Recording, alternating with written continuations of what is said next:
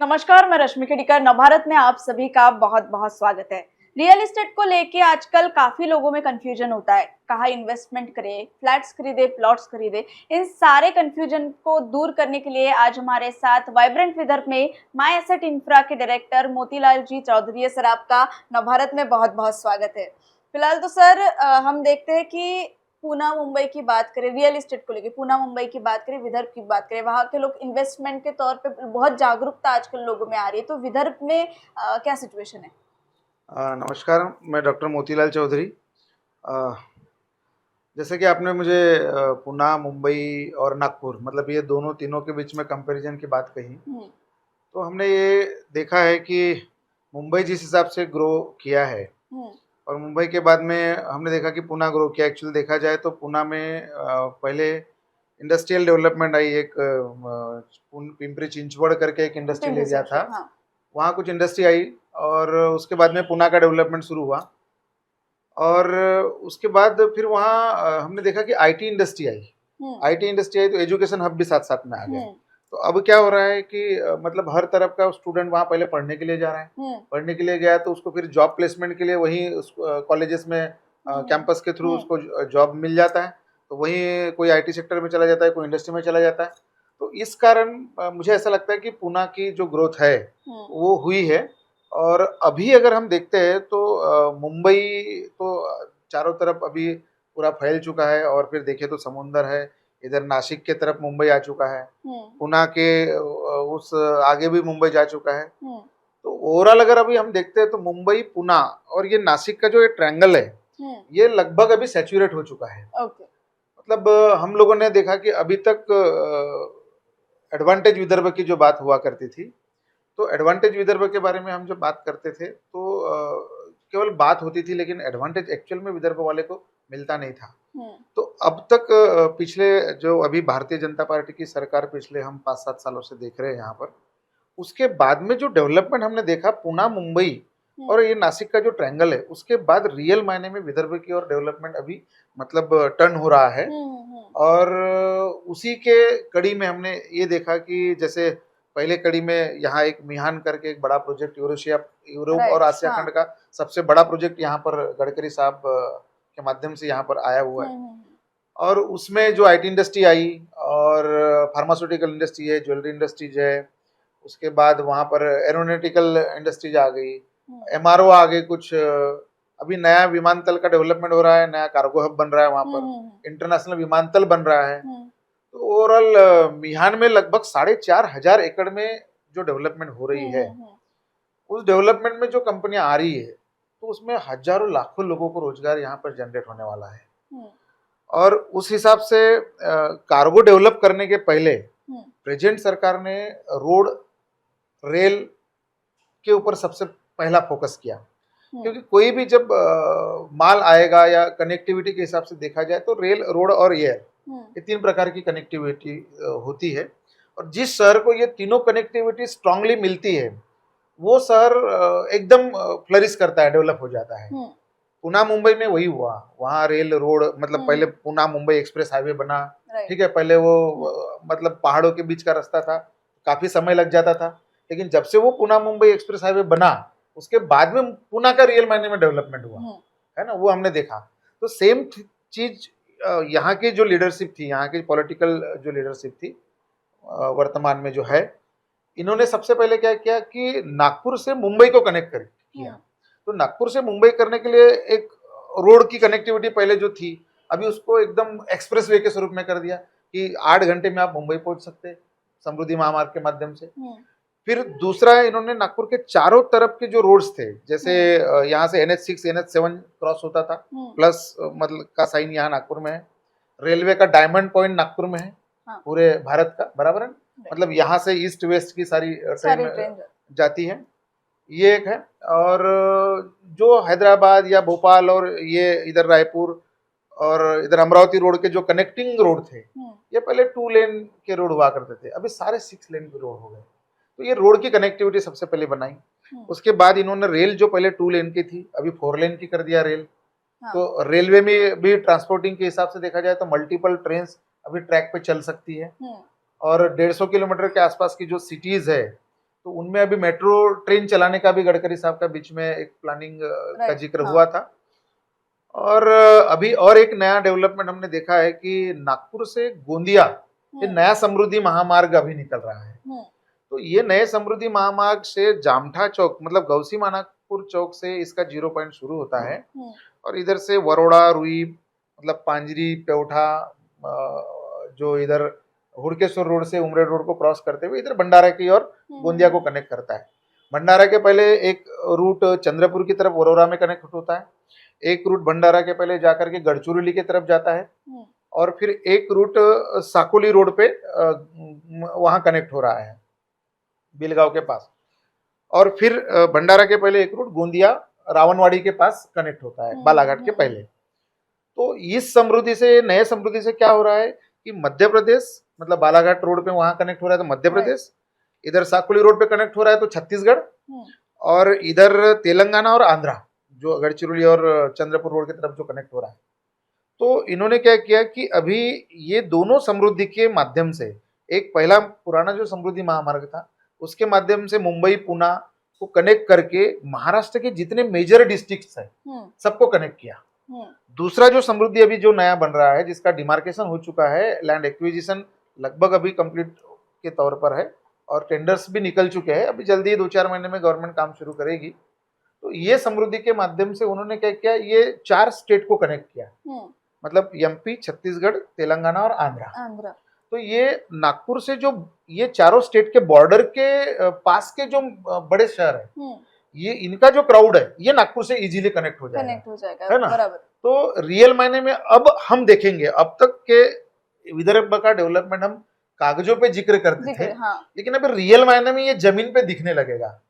और इस कड़ी में मैं ये कहूंगा कि आज सही मायने में विदर्भ में नागपुर एक ऐसा लोकेशन है कि एक्चुअली इसको भारत का केंद्र बिंदु तो माना गया है लेकिन एविएशन इंडस्ट्री पे दुनिया का सेंटर माना गया है। अच्छा, दुनिया का सेंटर माना गया है। हाँ, बहुत बड़ी बात। क्योंकि आज नागपुर के आसमान के ऊपर से नियर अबाउट 1600 से 1800 इंटरनेशनल फ्लाइट जाती है मतलब यहाँ के आसमान के ऊपर से जाती है लेकिन वो यहाँ लैंड नहीं हो पाती या यहाँ बेसिक इंफ्रास्ट्रक्चर वो रेडी नहीं है इस कारण। तो ये जब इंटरनेशनल एयरपोर्ट यहाँ बन जाएगा ना तो ये लगभग सारी की सारी फ्लाइट यहाँ लैंड करेगी और यहाँ से टेक ऑफ करेगी। ये विजन है नागपुर का। तो अभी जीएमआर कंपनी को इसका टेंडर मिल चुका है नए इंटरनेशनल विमानतल का। तो लगभग अभी 1 आध महीने में जीएमआर इसका काम शुरू कर रही है। तो जब इंटरनेशनल एयरपोर्ट बन जाएगा तो यहाँ 50 प्लेन पार्किंग में और 50 प्लेन मतलब एयरपोर्ट पे ऐसा 100 प्लेन का पार्किंग कैपेसिटी नागपुर एयरपोर्ट का होगा। इतना बड़ा नागपुर का विमानतल भव्य दिव्य होने वाला है। और जब ये फुल स्विंग में 2028 और लास्ट स्टेज 2032 में जब ये कंप्लीट हो जाएगा मियान का तीनों स्टेज तो उस समय रियल मायने में हम देखेंगे कि जो इंटरनेशनल कार्गो हब का जो गडकरी साहब का उस समय का सपना था ये पूरा हो चुका रहेगा और हर मिनट में यहाँ पर एक फ्लाइट टेक ऑफ करेगी और एक लैंड करेगी। तो आज जो एडवांटेज विदर्भ के बारे में आप जो चर्चा कर रहे हैं तो मैं कहूंगा कि रियल मायने में विदर्भ वासियों को ये सही समय है इस समय का फायदा लेने का। रियल एस्टेट इस में अगर हम देखेंगे तो आज नागपुर में जो रेट है, पहले हम देखते थे कि नागपुर में वर्धा रोड ही एक ऐसा रोड था कि जिस रोड पे जमीन के रेट बहुत बढ़ते थे लेकिन अब हमने देखा है कि नागपुर के चारों तरफ डेवलपमेंट हो रहा है। लेकिन उसमें चारों तरफ डेवलपमेंट होने के बाद में वर्धा रोड पे सबसे ज्यादा डेवलपमेंट दिख रहा है क्योंकि इंटरनेशनल एयरपोर्ट वर्धा रोड पे है, स्टेडियम वर्धा रोड पे है, बूटीबुरी एशिया का biggest industrial area Wardha road पे है। ठीक है, एक्सपांसन ऑफ बूटीबुरी का इंडस्ट्रियल एरिया का जो एक्सपांसन है 4500 एकड़ जमीन चंद्रपुर और वर्धा रोड के बीच में लिया गया है तो वो भी इसी रोड पे है। समृद्धि की कनेक्टिविटी भी इसी रोड पे है।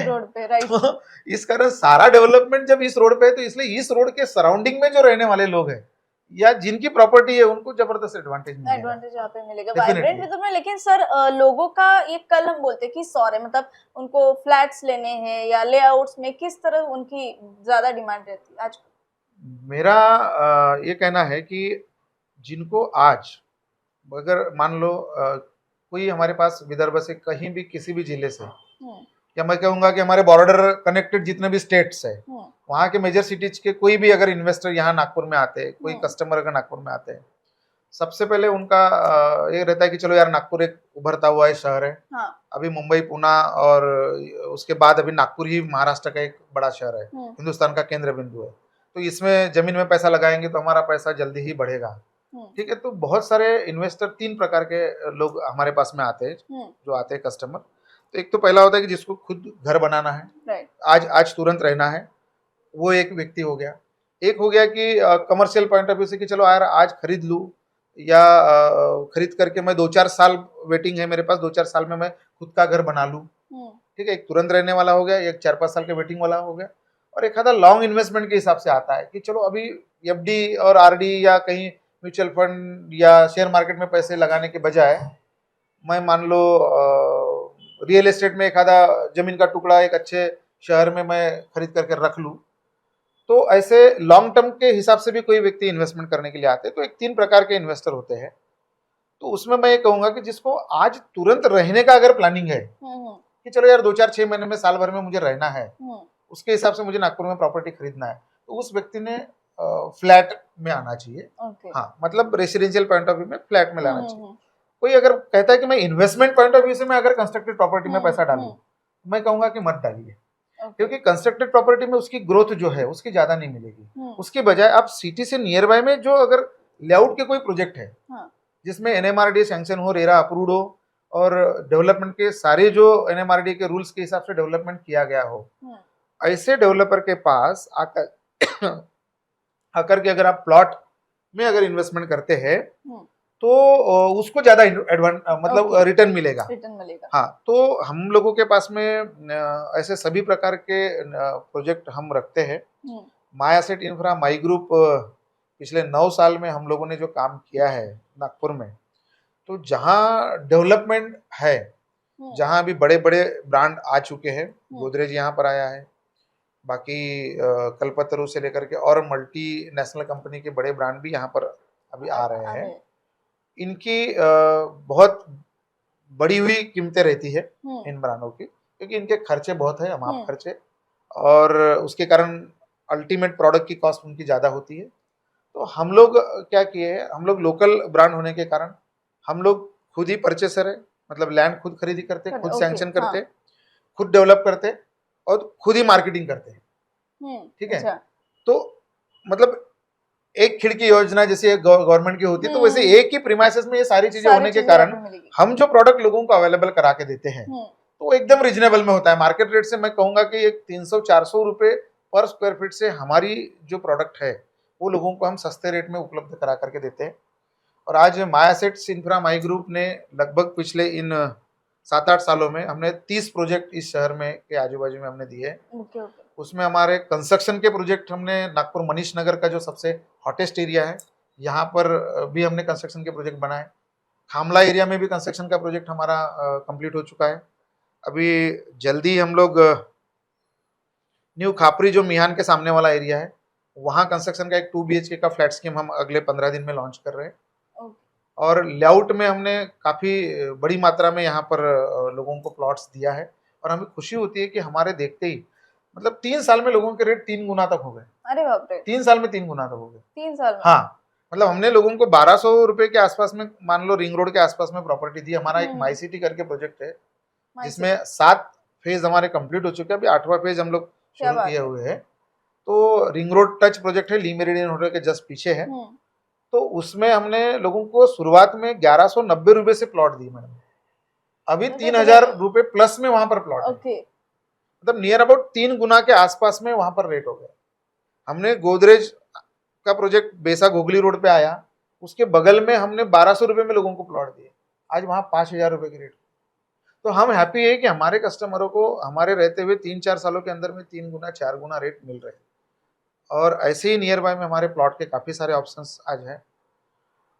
अभी हमने रिसेंट में फार्मलैंड का भी ऑप्शन दिया कि लग्जरियस सेगमेंट में कुछ लोग चाहते कि सिटी के थोड़ा सा नियर में फार्म हाउस भी हो, खुद का लग्जरियस हो। मैं ये पूछने वाली थी कि इतने सारे क्लाइंट्स आपके पास आते हैं, तो वो क्लाइंट्स का डिमांड क्या रहता है कि मतलब सिटी के बीच में चाहिए या सिटी के बाहर चाहिए? और आपको मुझे लगता है 9 साल, शायद 9 साल हो गए, इतने सालों में मतलब तब से लेके मतलब हम फास्ट ट्रेंड का ये है, हर ट्रेंड बदलता रहता है। जी जी फिर लोगों के डिमांड भी आजकल हम देखते हैं कि लेआउट्स में भी वो लग्जरियस क्या है क्या है, ये भी बताना पड़ता है।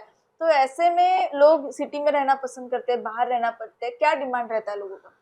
एक्चुअली हमने देखा, देखो क्या होता है कि आपने सही कहा कि कुछ लोग डेवलपमेंट देखते हैं और सिटी में रहना कि बाहर रहना, ये इसमें भी कुछ लोग सोचते हैं। तो हमने एक देखा कि बहुत सारे लोग तो इस ये दोनों चीज़ों में कन्फ्यूजन रहते हैं, बहुत कंफ्यूज रहते क्योंकि हैं। सेल्स वाले जो लोग होते हैं ना, हम्म। ये जब मार्केट में इनको मिलते हैं तो ये सेल्स वाले लोग कंफ्यूज कर देते हैं, क्योंकि अगर किसी की प्रॉपर्टी सिटी के पास में नहीं है तो दूर प्रॉपर्टी है, तो वो कहता है कि ये मेरी प्रॉपर्टी सबसे बेस्ट है। ओके। मतलब सेल्स टीम जो होती है अलग अलग कंपनियों की, तो उनके वजह से बायर जो है थोड़ा सा कंफ्यूज होता है। लेकिन मैं ये कहूंगा कि सिटी के नियरेस्ट अगर कोई प्रोजेक्ट है तो वो सबसे ज्यादा एडवांटेज इसलिए उसको देगा कस्टमर को या बायर को, क्योंकि सिटी की जो ग्रोथ है, कभी कोई प्रोजेक्ट मान लो मिहान में अगर कोई कंपनी आ रही है, कंपनी का लैंड परचेस हो गया, सब हो गया, लेकिन कुछ डॉक्यूमेंट के कारण हो सकता है उस कंपनी को साल भर में जो आना था उसको 3 साल लग गए या 5 साल लग गए, डेवलपमेंट रुक गई, तो वहां एम्प्लॉयमेंट जो आने वाला था वो साल 2 साल मान लो रुक गया। तो उसके नियर बाय में अगर कोई प्रोजेक्ट वहां पर है तो वो डेवलपमेंट के आधार पर हो गया। बिल्कुल। लेकिन सिटी के करीब में अगर कोई प्रोजेक्ट है तो वो क्या हो गया कि सिटी की जो नेचुरल ग्रोथ है, मतलब पॉपुलेशन बढ़ रही है और सिटी बढ़ रही है, तो ये नेचुरल ग्रोथ के कारण सिटी के नियर बाय में जो प्रोजेक्ट है ना, वहां अगर कोई बायर पैसा डालता है तो उसको अच्छा रिटर्न मिलेगा। और इनकेस अगर उसको मान लो 2-4 साल में घर बना करके रहना है तो रह भी सकता है। सर हमारे कंपनी का यूएसपी क्या है? हम लोगों का क्या है, एक तो my assets infra, my MAI, my assets infra मतलब MAI, माई माई मतलब त्याला आपण मराठीत म्हणतो आई, है ना, आई म्हणजे हमने एक इमोशंस से हमारी कंपनी का निर्माण किया है।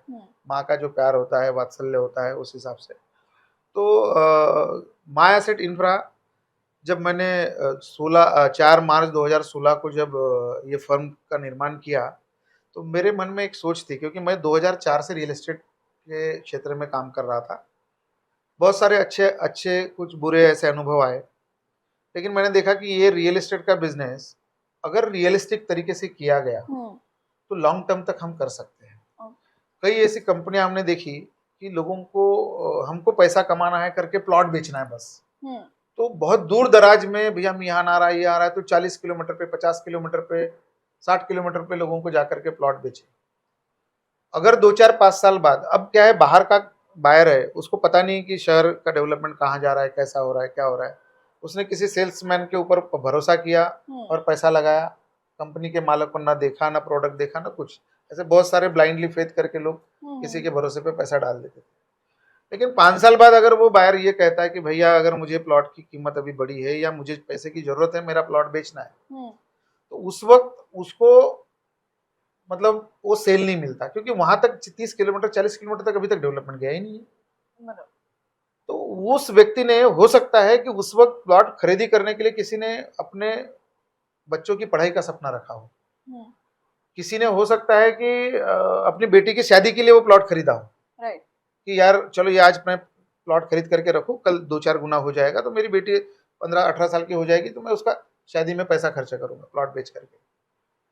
मेरा ये समझना है कि कहीं ना कहीं उस व्यक्ति का, अगर हमने वो प्लॉट नहीं बेच पाने, मतलब बेचने के लिए अगर नहीं सपोर्ट किया, नहीं बेच पाए, तो उसका सपना टूट जाता है। शायद वो व्यक्ति उस वक्त हमको कुछ बोलेगा नहीं, लेकिन दिल दुखेगा उसका। बिल्कुल। तो जब दिल दुखेगा ना, तो हम कितना भी अच्छा करने की कोशिश करेंगे, हमारा अच्छा नहीं हो सकता। राइट।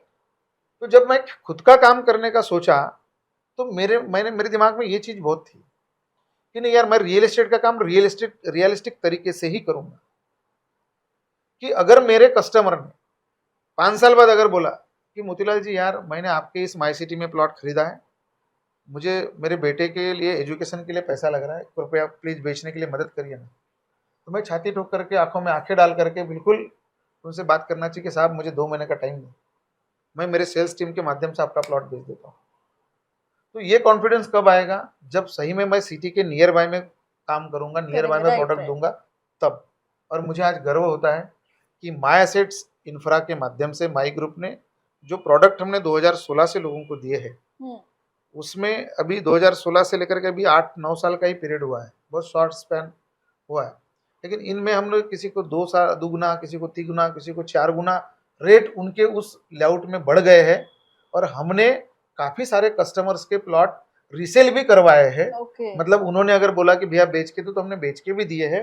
अरे वाह। तो हमें खुशी है कि हमारे पास में रिपीटेड कस्टमर भी काफी सारे आ रहे हैं। सर ये बहुत बड़ी बात हाँ। है कि इतने कम समय में आपने जो ट्रस्ट कमाया है लोगों का, और वो रिपीटेड कस्टमर भी आप बोल रहे हैं, ये बहुत बड़ी बात है कि इतने कम समय में इतना करना, और इसमें ट्रस्ट बहुत जरूरी होता है। अभी हमारे हर लेआउट में अगर कोई नया प्रोजेक्ट अगर हम लॉन्च करते हैं तो मुझे खुशी होती है कि नियर अबाउट 10% लोग तो रिपीटेड होते हैं। अरे बाप रे। और विदाउट एनी एडवर्टाइजमेंट, हम लोगों का कहीं ऐसी बड़ी मीडिया में या कहीं हम होर्डिंग्स और ये नहीं लगाते। वो मिनिमम खर्च हम ये करते हैं, तो वो एडवांटेज हम क्लाइंट्स लोगों को बांट देते हैं। तो माउथ टू माउथ पब्लिसिटी के माध्यम से ही हमारा क्लाइंट बेस बढ़ जाता है। क्या बात है, आजकल इतने सोशल मीडिया सब हाँ। करने के बाद ये बहुत बड़ी बात है। सर इतने हम विदर्भ में है, विदर्भ में नागपुर से बाहर के कितने लोग हैं, मतलब नागपुर और नागपुर के बाहर से? परचेसिंग मतलब परचेसिंग या ओवरऑल? खरीदार में बोल रहे हैं हाँ, आप? हाँ, खरीदार में या प्रॉपर्टी बायर के हिसाब से देखेंगे तो मैं कहूंगा कि इधर गोंदिया, भंडारा या पूरे विदर्भ से लोग यहाँ पर नागपुर में प्रॉपर्टी खरीदने के लिए आ रहे हैं। लेकिन एक समय था कि पुणे, बॉम्बे के लोग इधर आते नहीं थे। लेकिन अभी पुणे से भी हमारे विदर्भ के कुछ लोग जो अच्छे सेटल हो चुके हैं, बॉम्बे में सेटल हो चुके हैं, या कहीं कुछ एनआरआई अगर कहीं बाहर सेटल हो चुके हैं, वो लोग अभी नागपुर की तरफ आ रहे हैं प्रॉपर्टी खरीदने के लिए। ये एक अच्छा साइन है हम सर लोगों के लिए। नागपुर में टाउनशिप के बारे में आपका क्या कहना है? मतलब अगर हम पुणे मुंबई जाते तो वहाँ टाउनशिप का बहुत ज्यादा क्रेज है, यहाँ पे टाउनशिप के बारे में क्या? टाउनशिप्स तो चल रही है यहाँ पर, लोग बना भी रहे हैं। लेकिन मैं ये कहूँगा कि यहाँ के लोगों की जो चॉइस है, हम्म, क्योंकि यहाँ टेबल लैंड बहुत आजू बाजू में सराउंडिंग में अवेलेबल है। तो नागपुर का जो क्राउड है और नागपुर के सराउंडिंग का जो क्राउड है, वो इंडिपेंडेंट घर में ज़्यादा इंटरेस्ट रखता है। हाँ। क्योंकि उसको इंडिपेंडेंट की एक स्वतंत्रता अच्छी लगती है, इसलिए इंडिपेंडेंट प्लॉट में ज़्यादा लोग पसंद करते हैं, ऐसा मुझे लगता है। सर एक और बात है कि जब लोग प्लॉट खरीदने आते हैं या उन्हें कुछ आपके यहाँ तो आप बहुत अच्छे से सजेशन देते हैं, तो मैं समझ गई हूँ यहाँ से, लेकिन फिर भी कंफ्यूजन रहता ही है जब हम कहीं खरीदने जाते हैं, प्लॉट्स खरीदने जाते हैं या कुछ रियल एस्टेट के बारे में जानना चाहते हैं, तो लोगों ने क्या ध्यान रखना चाहिए, किस बात की ये रखनी चाहिए? बहुत अच्छा सवाल आपने किया खेड़ीकर जी। मैडम, आपको एक और बता दूं हमारे ग्रुप की। हम लोग शहर शहर में जाकर के इसी चीज का कंफ्यूजन दूर करने के लिए कस्टमर अवेयरनेस प्रोग्राम लेते हैं हम लोग। ओके, कस्टमर अवेयरनेस प्रोग्राम मतलब अगर कोई प्रोस्पेक्टिव बायर कहीं किसी कंपनी से अगर प्लॉट खरीदना चाहता है, या कोई नागपुर में फ्लैट या कोई भी प्रॉपर्टी में अगर पैसा इन्वेस्टमेंट करना चाहता है, तो वो कैसा अवेयर रहना चाहिए। क्योंकि बहुत सारे लोगों को गलत अनुभव भी आए, हाँ। जिससे जिससे ये बिजनेस में या अच्छे लोगों के नाम भी बदनाम हुए। तो ऐसी नौबत लोगों पे ना आए, क्योंकि लोगों का मेहनत का पैसा होता है। बिल्कुल। तो हम लोगों ने एक कड़ी शुरू करी। मैंने एक बड़ा प्रोग्राम बैतूल में लिया था, एक प्रोग्राम मैंने गोंदिया में किया, एक चंद्रपुर में किया, एक भंडारा में किया, और अभी रिसेंट मेरा 25 तारीख को एक प्रोग्राम हिंगना रोड पे बाकड़े सभागृह में मैं शाम को 7 बजे ले रहा हूँ। 31 तारीख को यहाँ हुड़केश्वर रोड पे मेरा एक कस्टमर अवेयरनेस प्रोग्राम मैं ले रहा हूँ। कंटिन्यू शुरू है। तो वहाँ हम क्या करते हैं, मतलब हमारा आग्रह नहीं रहता कि आप हम लोगों से प्लॉट खरीदो नहीं खरीदो, लेकिन समाज में अगर हम रह रहे हैं, समाज से अगर हम व्यापार कर रहे हैं, और समाज के एक महत्वपूर्ण अगर हम घटक है, तो हमारा समाज के लिए भी एक प्रमुख दायित्व है कि हम जिस सोसाइटी में रहते हैं, जिस समाज में रहते हैं, उस समाज के हमारे जो लोग हैं उनको सही रास्ता दिखाए। अगर हमें वो रास्ता पता है कि हम उस रास्ते से गए तो वहाँ हमें एक अच्छी चीज मिल जाएंगी, तो वो रास्ता बाकी लोगों को नहीं पता है तो हम उनको बताना चाहिए। यही हमारे संस्कार या हमारी संस्कृति हमको सिखाती है। तो इस चीज को ध्यान में रखते हुए हम लोगों ने कस्टमर अवेयरनेस प्रोग्राम के माध्यम से वो सारी चीजें बताते हैं कि प्लॉट खरीदना है तो क्या क्या डॉक्यूमेंट देखना है। सबसे पहले तो आप देखिए कि वो प्रॉपर्टी किसके नाम से है, ठीक है। फिर उसकी ओनरशिप के पेपर देखिए, 7/12 किसके नाम से क्या है। फिर सैंक्शन देखिए, उसमें एनए है क्या, टाउन प्लानिंग का सैंक्शन है क्या, एनएमआरडी का अप्रूव्ड है क्या, फिर रेरा रजिस्ट्रेशन है क्या, आरएल आया हुआ है क्या उसका, और आरएल आया तो फिर जो डेवलपमेंट का कमिटमेंट एनएमआरडी के साथ में हुआ है उस हिसाब से उसने समय पे वहाँ डेवलपमेंट किया हुआ है की जगह। ये चीज़ें उसको देखना है, और ये चीज़ें अगर क्लियर हो गई तो आग बंद करके उस डेवलपर के पास में उसने पैसे डालना चाहिए। ये बहुत अच्छी बात है कि सर आप अवेयरनेस कर रहे हैं, आप कह रहे हैं हमसे नहीं लेकिन आप कहीं और से भी खरीदते हैं तो ये खरीदना चाहिए। लेकिन फिर भी मैं पूछना चाहूंगी कि नागपुर में बहुत सारी रियल एस्टेट कंपनीज है, लेकिन लोगों ने आपके यहाँ क्यों आना चाहिए, एसेट इंफ्रा में क्यों आना चाहिए? देखिए, मैं सबसे पहले तो आपको शुरुआत में ही एक बताया कि माय एसेट्स इंफ्रा एक ऐसा ब्रांड है। एक तो मोतीलाल चौधरी मेरा खुद का नाम है। मैं 2004 से रियल एस्टेट में हूँ और नागपुर में ही हूँ मैं। मतलब लगभग 20 साल मुझे इस काम में हो गए हैं। और 20 साल में आज ऐसा कोई भी कस्टमर नहीं है मेरा कि जो मेरे से सेटिस्फाइड नहीं होगा। ये मेरे लिए खुशी की बात है। फिर माय एसेट इंफ्रा जब मैंने निर्माण किया तो मेरी सोच थी कि रियल एस्टेट का काम रियलिस्टिक तरीके से मैं करूं।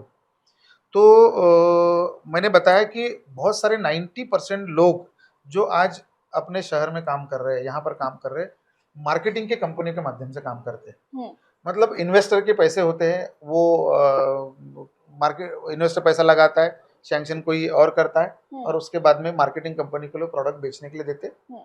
तो वो प्रोडक्ट क्या होता है कि वो 2-3 लोगों के पास से जब वो प्रोडक्ट फाइनल कस्टमर की तरफ चला जाता है तो हर एक का अपना इंटरेस्ट वहां जुड़ता है।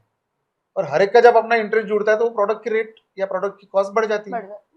माय एसेट इंफ्रा एक ऐसा ब्रांड है कि हम खुद अपनी जमीन अपने नाम से पहले खरीदी करके, अच्छा, अपने नाम से उसके डॉक्यूमेंट करेंगे, सैंक्शनिंग करेंगे और डेवलपमेंट भी अपने इन हाउस टीम के माध्यम से हम करते हैं और सेल्स भी हम अपनी इन हाउस टीम के माध्यम से और करते मतलब सब कुछ आपको एक थाली में हाँ, मिल एक मतलब एक जाएगा। थाली में सब पूरे पकवान मिल गए मिल आपको। गया आपको। तो कहीं भी कुछ जाने की जरूरत नहीं है। तो एक ही प्रीमाइसेस में जब ये होता है तो उसमें क्या होता है कि कॉस्ट कटिंग हो जाता है, हमारा कॉस्ट बढ़ता है। तो वो मैंने पहले कहा कि 300-400 रुपए कम रेट में हम लोगों को प्रॉपर्टी अवेलेबल करा के देते हैं। मार्केट में अगर कोई जगह पर, जैसे अगर वेड़ाहरी की मैं बात करूं, यहाँ से शंकरपुर वेड़ाहरी, यहाँ अभी जो बाकी लोग जो रेंज में प्लॉट बेच रहे हैं सबके 3,000 3,500 के आसपास में रेट है। माय एसेट इंफ्रा की प्रॉपर्टी जो है हम वहाँ 27,500 28,000 रुपए पर आपके स्क्वायर फीट। रीजनेबल भी बहुत है। हाँ, वही मैं कह रहा हूँ आपको। मेरे पास आरएल वाली प्रॉपर्टी मैडम 690 रुपए से मैं आरएल वाले प्लॉट दे रहा हूँ, एनएमआरडी सैंक्शन वाले प्लॉट दे रहा हूँ। अभी रिसेंटली मैं एक नया प्रोजेक्ट लॉन्च किया है पिलका पार में, जो नया समृद्धि महामार्ग नागपुर से गोंदिया की ओर जा रहा है। और उस समृद्धि महामार्ग से जस्ट 200 मीटर पहले हुडकेश्वर रोड पे प्रोजेक्ट है। 12 एकड़ का हमारा प्रोजेक्ट है। मेरा रेरा रजिस्ट्रेशन हो चुका है, डेवलपमेंट चालू है और आरएल वारएल सब आ चुके हैं। इतना सुंदर लोकेशन है। मैं लोगों को गारंटी से कह सकता हूँ कि इस लोकेशन में अगर आपका इन्वेस्टमेंट का कोई अगर इरादा है, इस लोकेशन में अगर आप प्लॉट खरीदने के लिए अगर आते हैं माई ग्रुप के पास, तो बहुत ही रिजनेबल रेट में केवल 1490 रुपए पर स्क्वायर फीट में मैं residential RL RERA sanction cement roads के साथ में डेवलप प्रॉपर्टी में लोगों को दे रहा हूं। जबकि वही समृद्धि क्रॉस करने के बाद अगर हम आगे जाते हैं तो आज भी कई लोगों के रेट वहां 1500 1600 1800 रुपए उधर बाहर में जा चुके हैं। मैं उसके काफी पहले लोगों को 1500 के अंदर में प्रॉपर्टी दे रहा हूँ। तो इसलिए मैं चैलेंज के साथ में कह सकता हूँ कि एक बार प्रॉपर्टी खरीदने के पहले हमारे सभी लोगों ने, मैं ये कहूंगा कि आप 4 जगह जरूर घूमिए, वेरीफाई करिए, लेकिन एक बार माय एसेट्स इंफ्रा में जरूर आइए, यहाँ के डॉक्यूमेंट वेरीफाई करिए, यहाँ की प्रॉपर्टी देखिए और उसके बाद में निर्णय लीजिए। बिल्कुल, बहुत अच्छी बात है। और सर आज वाइब्रेंट विदर्भ में आपने ये सारे डाउट्स जो है लोगों के क्लियर किए और बहुत अच्छे तरह से क्लियर किए।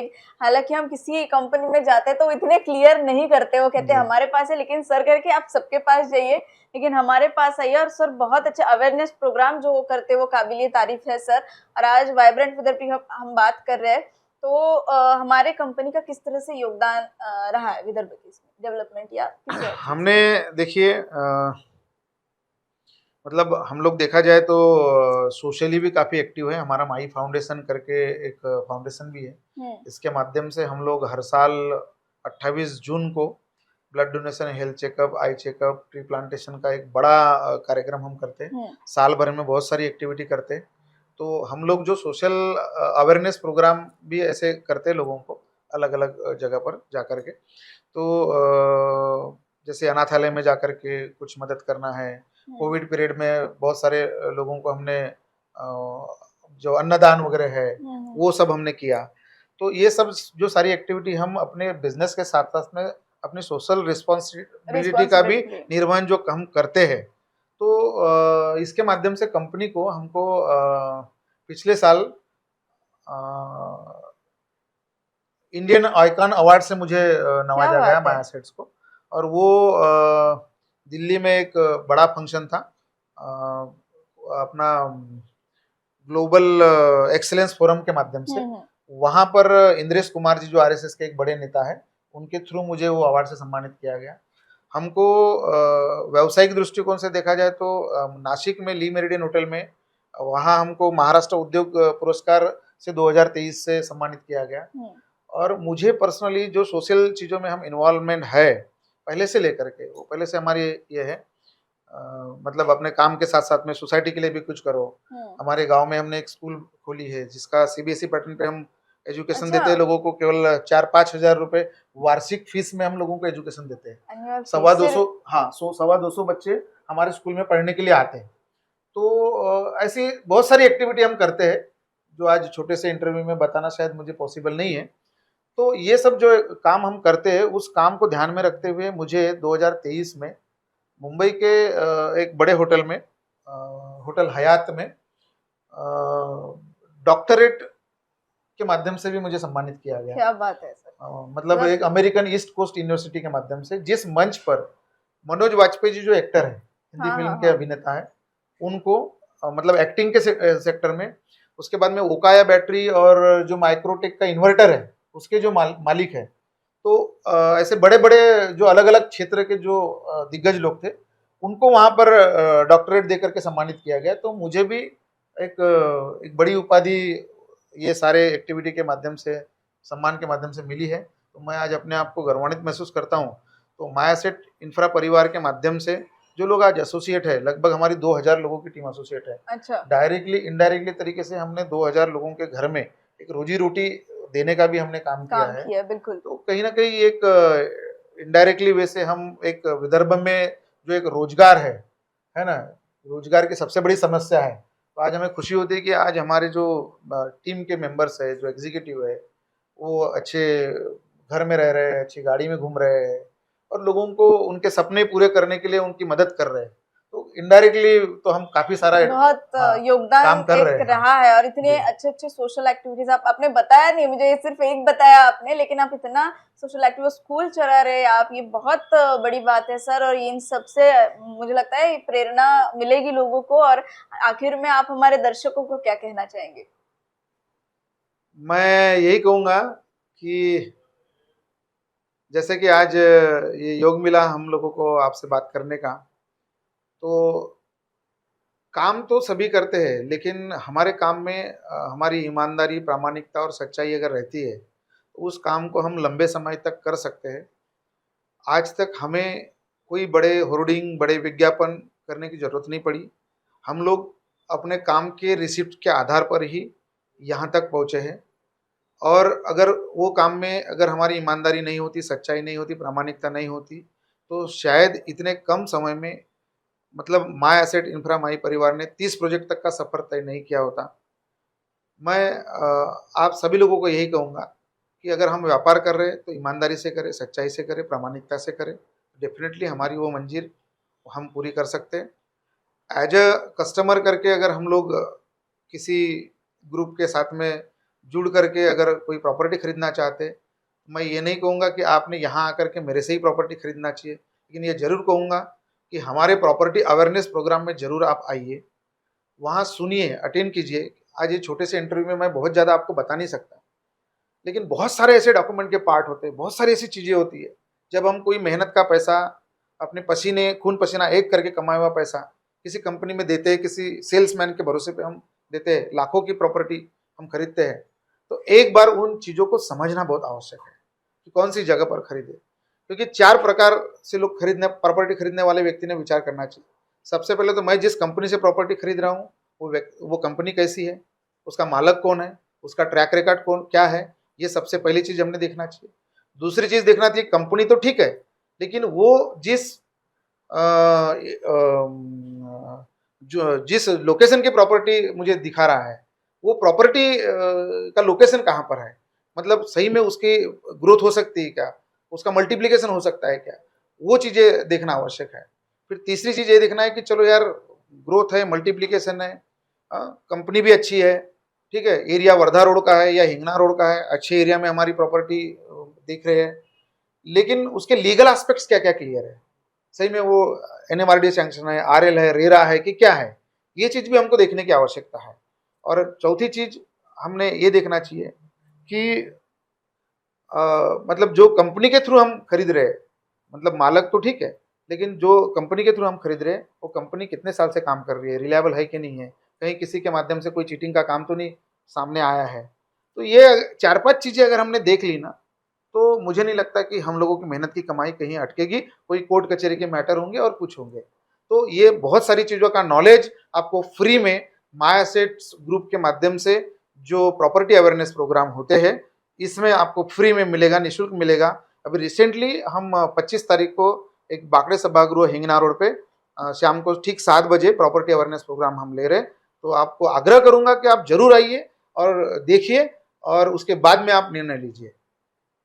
बिल्कुल sir, thank you so much आज हमारे साथ जुड़ने के लिए, नवभारत के साथ जुड़ने के लिए। आपने जिस तरह से वो लोगों के डाउट्स जो थे वो एक इसमें ही क्लियर कर दिए हैं, लेकिन आपको और भी डाउट्स होंगे तो आप सर से कांटेक्ट ज़रूर कीजिएगा। मैं डिस्क्रिप्शन में सर का नंबर या कंपनी की वेबसाइट जो है सब मैं आपको यहाँ पे दे दूंगी। Thank you so much sir Navbharat में जुड़ने के लिए। धन्यवाद आप सभी का, नवभारत का, पूरे परिवार का धन्यवाद। बिल्कुल, आप जिस तरह से समाज सेवा कर रहे हैं, मतलब ये काम तो आप कर ही, लेकिन जो समाज सेवा आप कर रहे हैं वो हमेशा ही ऐसे ही करते रहे। आने वाले समय के लिए आपको ढेर सारी शुभकामनाएं और थैंक यू सो मच। तो धन्यवाद। आज हमने माय एसेट इंफ्रा में हम आए हैं और यहाँ से मोतीलाल जी ने जो हमें जो डाउट्स थे वो बहुत अच्छे से क्लियर किए हैं। बहुत सारी बातें रहती है जो एक वीडियो में नहीं हो पाती है, इनके अवेयरनेस प्रोग्राम्स भी होते हैं, इनसे आप वहाँ जाइए, वहाँ जाके देखिए, इनसे कांटेक्ट भी कीजिए और ऐसे ही नई नई स्टोरीज हम आप तक पहुँचाते रहेंगे, इन्फॉर्मेशन हम आप तक पहुँचाते रहेंगे। तब तक मेरे साथ देखते रहिए। कैमरा पर्सन तन्मय के साथ रश्मि गढ़ीकर, नवभारत नागपुर से।